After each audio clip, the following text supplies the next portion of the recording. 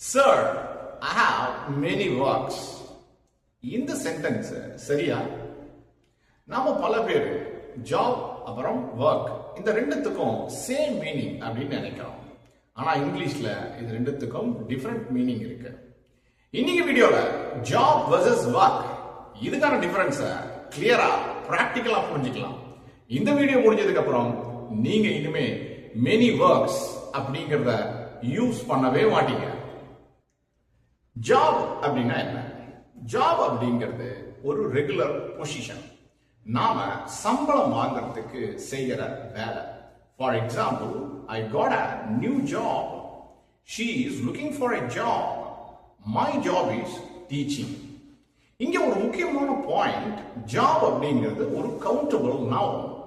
அதாவது அதை நாம கவுண்ட் பண்ண முடியும். எப்படி? many jobs, a job, 2 jobs. Example, I had 3 jobs before. She is looking for a job.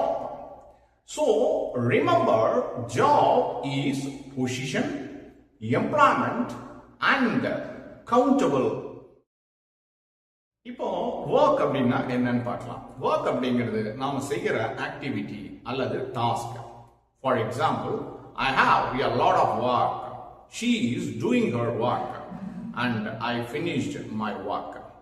இங்க நாம கவனிக்க வேண்டிய ஒரு பாயிண்ட், ஒர்க் அப்படிங்கிறது ஒரு அன்கவுண்டபிள் நவுன். அதனால யூசுவலா நாம ஒர்க்ஸ் அப்படின்னு சொல்ல மாட்டோம். He has many works. I have many works அப்படின்னு சொன்னா தப்பாயிடும்.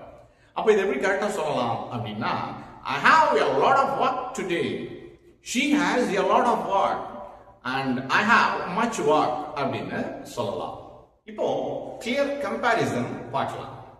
ஜாப் அப்படிங்கிறது ஒரு பொசிஷன், ஒர்க் அப்படிங்கிறது ஆக்டிவிட்டி. ஜாப் அப்படிங்கிறது கவுண்டபிள், ஒர்க் அப்படிங்கிறது usually uncountable. I am doing a work. கரெக்டா இருக்கா? இல்ல, ஐ எம் டூயிங் ஒர்க். இதான் correct. He has no works. கரெக்டா? இல்ல, ஹி ஹேஸ் நோ ஒர்க்.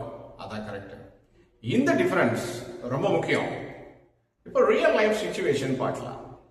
இப்போ ஒரு question, do you have a job? இதோட மீனிங் என்ன? உங்களுக்கு எம்ப்ளாய்மெண்ட் இருக்கா?